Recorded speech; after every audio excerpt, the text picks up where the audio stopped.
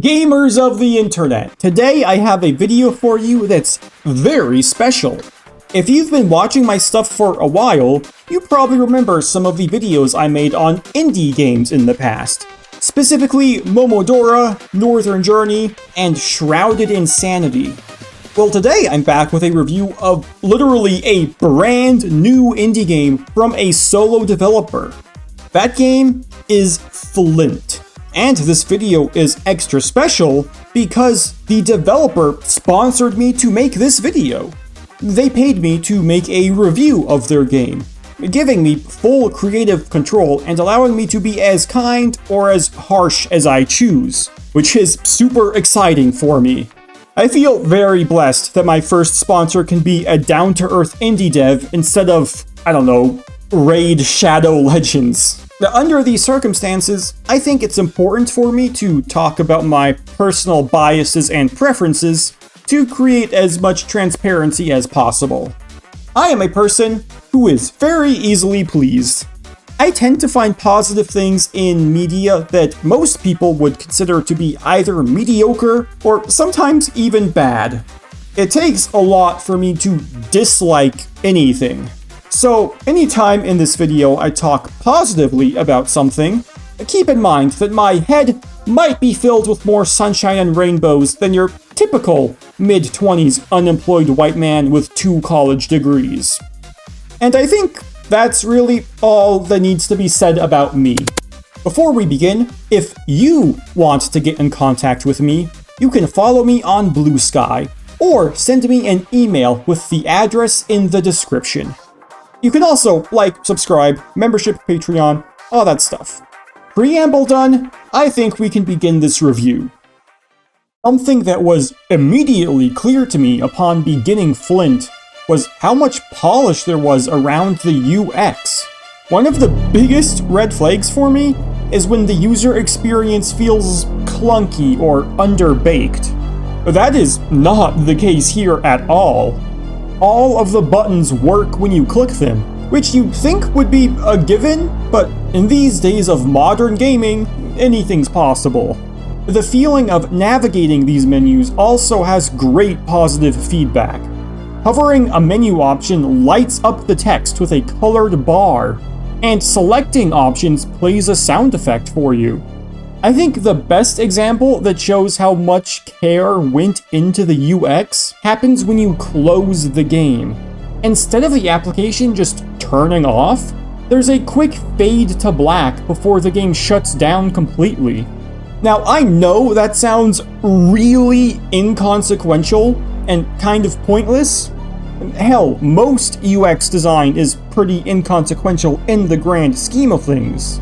But all of these little details give Flint an incredibly positive and professional first impression. These small details are so easy for tiny dev teams to just leave by the wayside. So seeing them here in this game gives me a lot of confidence in this project, even if they are technically small, minor, and unimportant. The dev didn't have to add this small fade to black, but its inclusion makes the game a fraction of a percent better, and so here it is.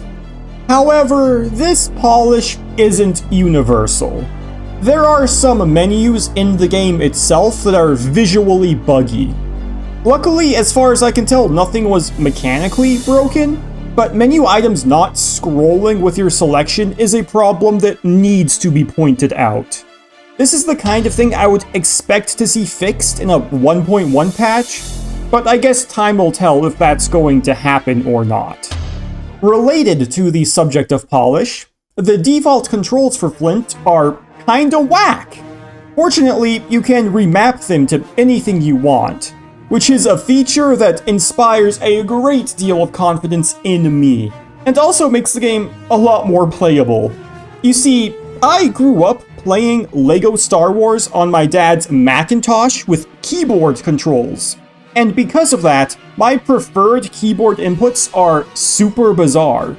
So anytime I get to remap inputs, I get very happy. With that said, I think a game like this would benefit greatly from controller support. The game does have some controller support, but not enough to make the game playable entirely with that input method.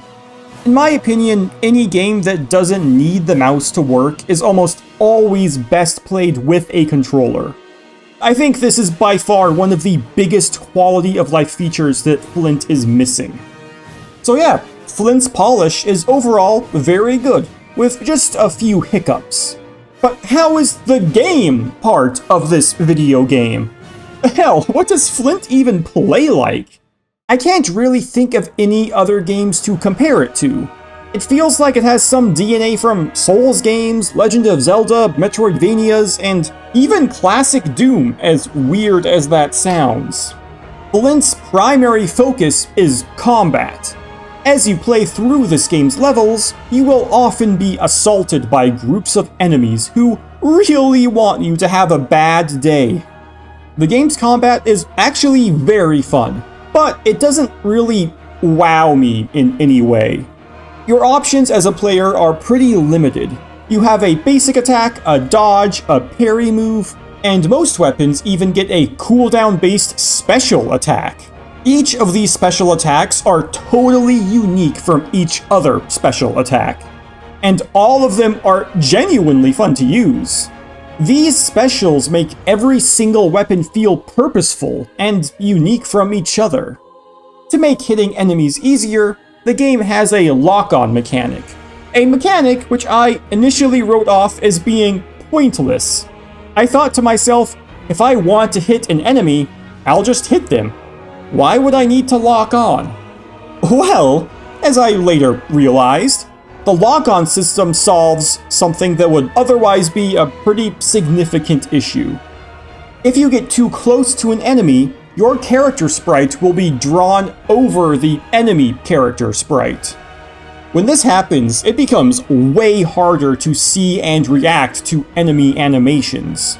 That's obviously really annoying, but after an hour and a half or so of playing, I realized that's why you can lock on. You're supposed to engage with enemies by locking onto them and backpedaling away from them. Your character faces towards whatever you're locked onto, which allows you to keep distance and attack simultaneously. Once I figured this out, I had a much better time with the combat. When you play this way, constantly backpedaling, the sprites don't overlap each other nearly as often, but it still does happen some. I think if the enemies just had some slightly larger collision boxes against the player, it would help to mitigate this problem into not being a problem at all. But even in its current form, the combat encourages you to keep good footing and spacing when attacking enemies, which requires you to make more decisions, and in turn makes the game more fun. Figuring out this lock-on thing was kind of like translating the Rosetta Stone of this game's combat. It enhanced the mechanics I already thought were fun and brought them to another level. The most fun of these mechanics, naturally, is the parry mechanic. Let me just say, this game has one of the best parries I've ever seen. The feeling of landing it is just perfect, from the sound effect it makes to the visual flair. And something really special happens when you parry a giant enemy. Parrying their attacks will bounce you around the stage like you're playing Smash Brothers. It's feedback that just gives me the feeling of like, oh, holy shit, I can't believe I just parried that insanely strong attack.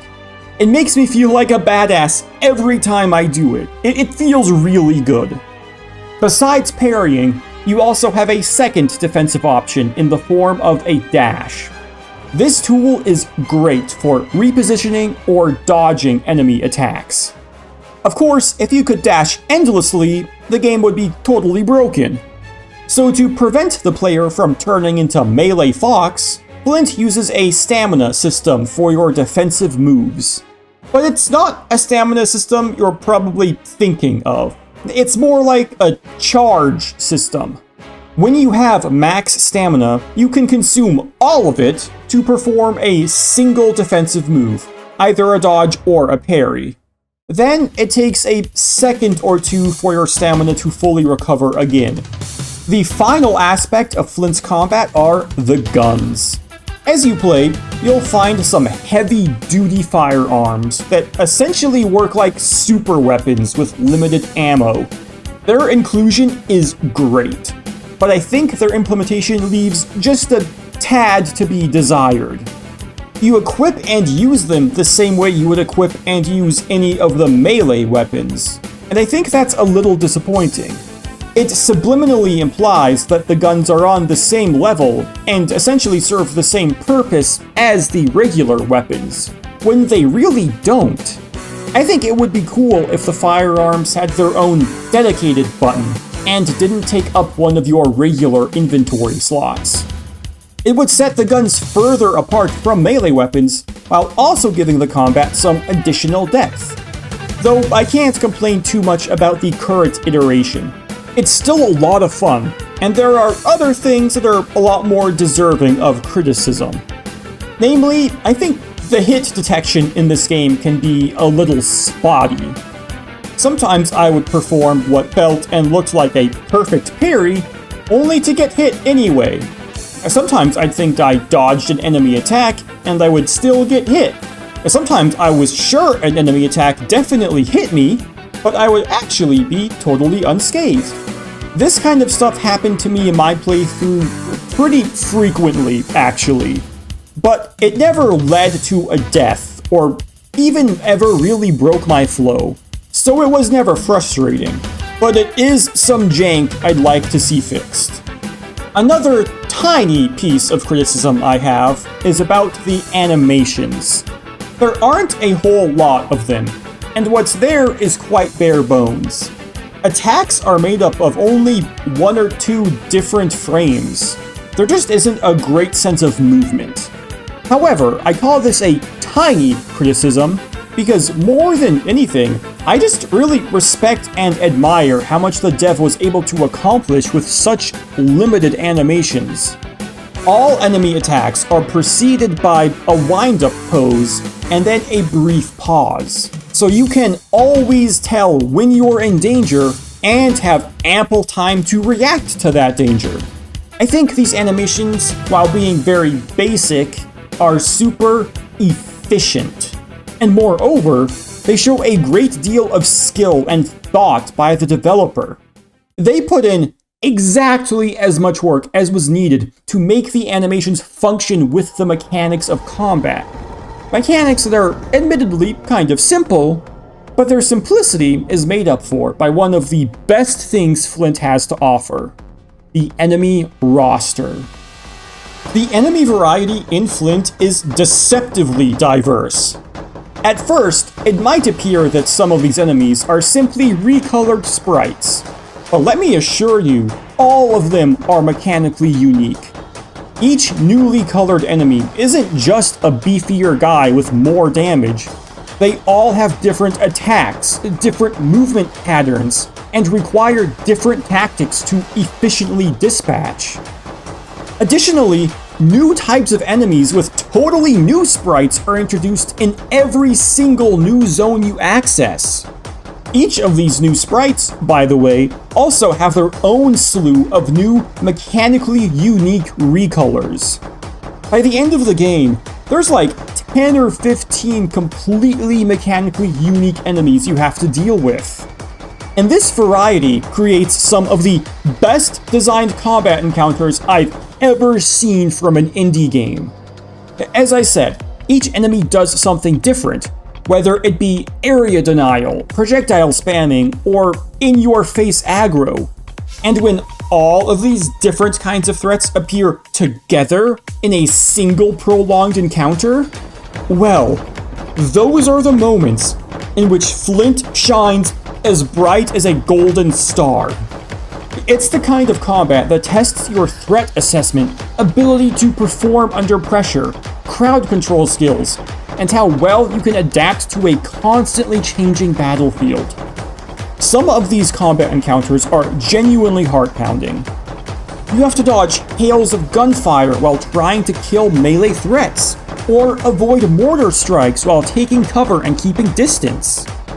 Dealing with these enemies can be absolutely exhilarating, and it's all thanks to their mechanical variety. These moments are truly the best parts of Flint. But Flint isn't content with just having unique mobs for you to fight, because the game also sports an incredible roster of unique bosses. While some of the bosses are pretty similar to each other, none of them ever feel like carbon copies. There's variations on fast bosses, ranged bosses, melee bosses, and some bosses that don't really fit into any category at all. All of these boss fights are super cool and have good mechanics. Though, personally, I think the group fights against well-designed mob ambushes are usually more fun. I just think the frantic nature of the large battles play to Flint's strengths more than the focused boss fights. The biggest reason for that is because, like I said earlier, the combat on its own merits is kind of simple. Interesting collections of different enemies provides a lot more enjoyment for me personally. So, I've spent a lot of time talking about the combat and combat-related elements of Flint. But this game has a lot more going on than just beating up guys with sticks. In particular, I want to shine a light on the level design. Levels in Flint are technically very linear, but they don't feel that way. These levels are designed with a lot of twists, turns, loops, and backtracks, which all make the game feel very open and freeing. These environments feel like real, unique spaces, instead of a collection of hallways and rooms. In addition to fighting enemies in these locations, you'll find chests containing upgrade materials, ammo, health potions, or keys. The keys are usually needed somewhere very close to where you found them. I think the best way to describe level progression is like a T intersection. You enter through the bottom path, find out that the left path is locked, and the key to open it is located at the end of the right path. This is an oversimplification of how the levels are designed, but it's an easy way to describe them. This kind of design makes navigating levels feel very easy and intuitive. There is a minimap, but you don't really need it. You're not going to get lost while playing, which is both a good and a bad thing. This kind of design is very clean and flows super well and super intuitively, but it's also less interesting than some more open-ended levels. I would probably prefer if some of the levels in this game had an almost Silent Hill level of backtracking and navigation, but that's just my bias for survival horror showing. What's more contentious are the visuals. I think the individual tiles in this game are kind of ugly, but something about the way they all fit together ends up looking really good to me. If anything, I think this just shows how much thought went into placing every single tile, and how each tile would look when flanked by other kinds of tiles. A lot of the rooms, hallways, and floors in this game are just slightly asymmetric, which adds a ton of personality. The visuals really are more than the sum of their parts. I also love the designs for all of the enemies and the NPCs. They feel really inspired to me, and they all pull from different kinds of aesthetic themes. Speaking of NPCs and enemies, I should talk about the story in Flint. Basically, I think the story is just okay. I just have a lot of trouble getting into stories without voice acting, so Flint's story was kind of doomed from the start. But there's still some aspects I can appreciate. Firstly, it seems like the dev put in a lot of thought into the lore of the world, and provided the player with ample opportunity to explore it if they want. Additionally, I think they did a great job with the writing. Different characters all feel like different people. And even more impressive to me was the motivations given to the enemy faction. Rather than just being cartoonishly evil, They spend a lot of the game having debates with you about their goals. Basically, they want to remove free will from humanity, because the way they see it, all humanity does with its free will is go to war with each other and cause pointless suffering for everyone, which is an argument that maybe hits a little close to home right now. Especially in the world of this game, humans have a super violent and selfish past, so you can understand where the villagers are coming from, even if they've come to the wrong conclusion about how to fix things. Multi-dimensional villains are always going to be one of my all-time favorite things a story can have, so I really like that they're written with nuance in this game. Another aspect of the game I like is the music. If I were to compare it to anything, it reminds me the most of the OG Doom soundtrack, as weird as that sounds.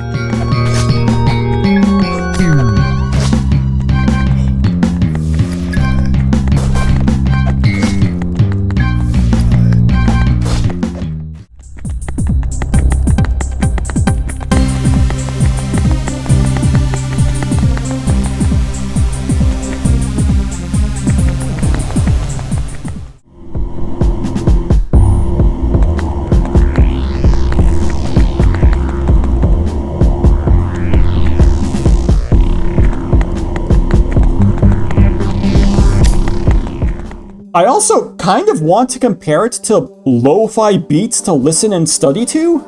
It's a soundtrack that makes me want to just like zone out and focus on the task at hand. And to be clear, I don't love these songs. Sometimes they sound kind of weird, and nothing in the soundtrack blew me away, with one exception. But I liked it the whole way through, and now that I've talked about the music, I think I've officially discussed everything I need to about Flint. Overall, I like it. I'm happy I played it. It took me just under 7 hours to fully complete, and apart from some uncertainty I had at the start, I liked every second of it. Not to mention, the game is $5. You can't even buy a sandwich for that price anymore. If what I've said or what you've seen today has caught your interest, give this game a try. I'll link the Steam store page down in the description below, so mosey on down there and give it a click. While you're down there, why not leave a like and a subscribe on this video? Or leave a comment about other great indie games you think I would like. You can even contact me directly with the listed email, or follow me on Blue Sky. But whether you do all of those things, or none of those things, thank you for simply watching to the end of the video. It really does mean a lot to me. So please remember to stay positive, and have a wonderful day, everyone.